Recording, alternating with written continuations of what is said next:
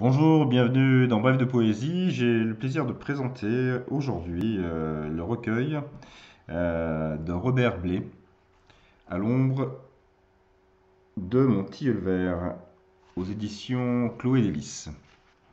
Voilà, donc je vais lire 4 textes extraits de ce recueil. Et le premier, J'attends vos symphonies. Et là, devant, dans la buée de la vitre mouillée, j'entends le céleste des voix absentes. Je devine le souffle des anges oubliés. Et son sourire, sa bouche collée sur la vitre mouillée, m'appelle, m'appelle. Et nos mains tendues se cherchent, et nos doigts fragiles s'espèrent, et le vent me repousse, et la pluie nous éclabousse, et Mozart écrit, et la nuit fuit. Elle entraîne mes torpeurs. La pluie cesse doucement, le vent se calme lentement. Et là, devant les vitres sèches, les ressacs perpétuels des marées en mouvement éternel.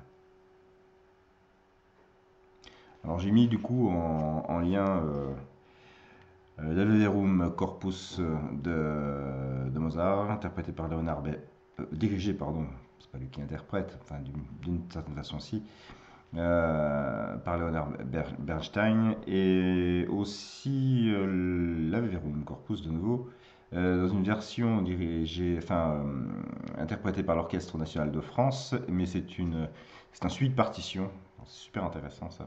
Voilà, donc pour ceux que ça intéresse.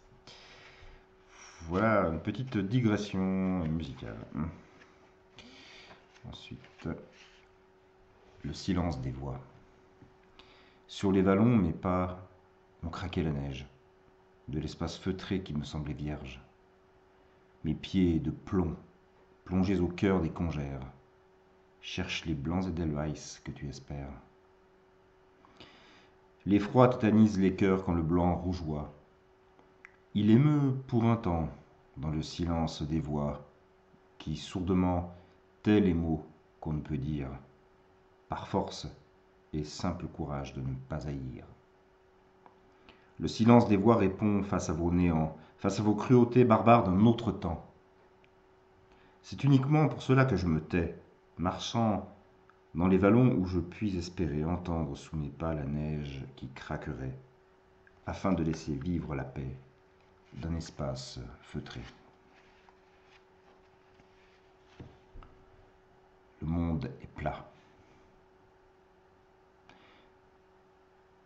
Sur les mers démontées, j'ai remonté la sonde pour y compter les nœuds d'une société lisse, afin de vous conter l'effroi d'un monde plat, où l'on tourne en rond, où l'on marche à reculons vers des océans sans loi.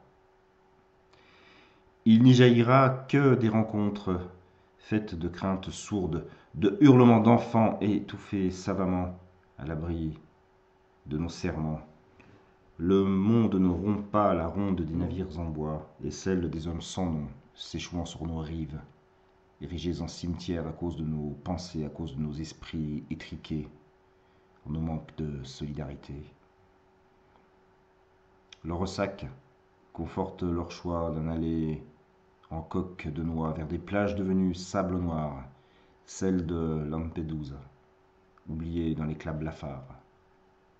Sur les mers démontées, j'ai remonté la sonde pour y compter les nœuds d'une société lisse.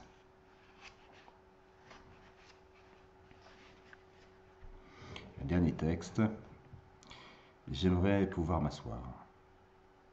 Oui, j'aimerais pouvoir m'asseoir un instant sur les pentes abruptes du Kilimandjaro, ou me laisser bercer par les vagues vertes d'une mer végétale, confortablement installé dans le hamac de la béatitude.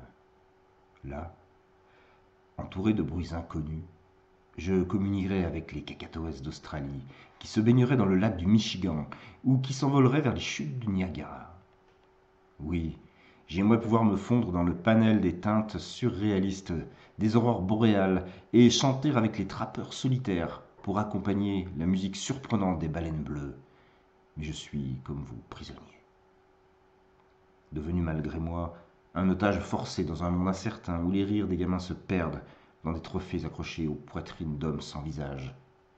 Je manque d'air, j'étouffe. Je transpire la peur de savoir des enfants guerriers, armés de fer, qui crachent le feu d'un ennemi invisible.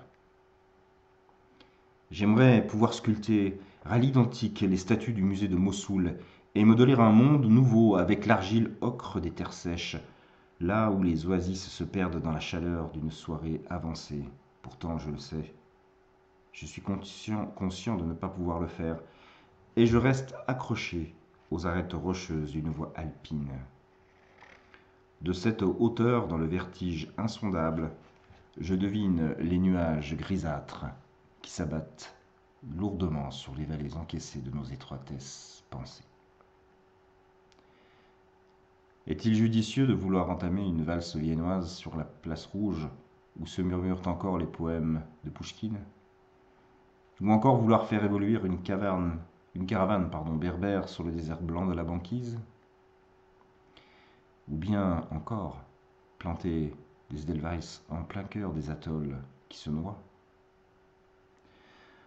Je le pense, et c'est pour cela que j'aimerais m'asseoir un instant sur les pentes abruptes du Kilimandjaro. Étrange voyage, étrange songe. Voilà, j'espère que comme moi vous avez fait un beau voyage avec Robert Blay à l'ombre de son tilleul vert. Je vous souhaite de passer une très très belle journée en poésie. À très bientôt.